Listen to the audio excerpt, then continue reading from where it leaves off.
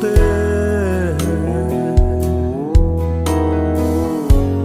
Samuel liam mai am ka phalo len lai parang ti vuzeli vang lai ni chen dung zelang o mual zapui kardan na lengi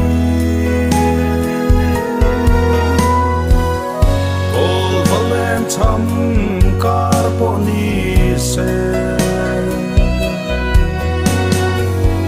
kung tuang mangai na kan tiang kha rin omin vong du zelang o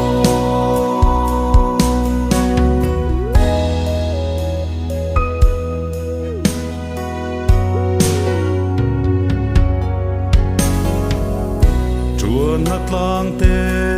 dang rima se matiang len kol eng tur khiri tua zel na nge sui lung len chu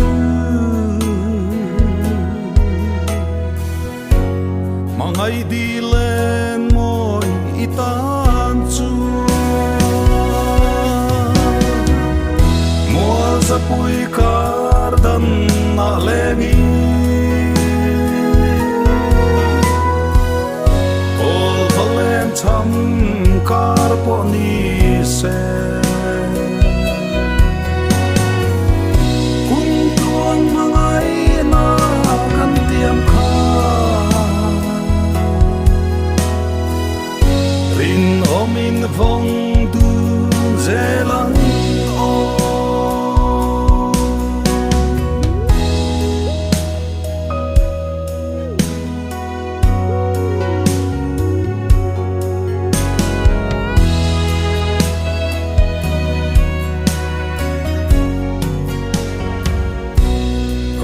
selma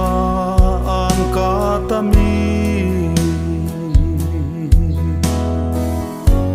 lung lâu tui chu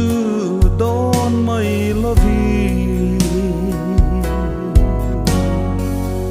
dia thu tin king sil hun nga ki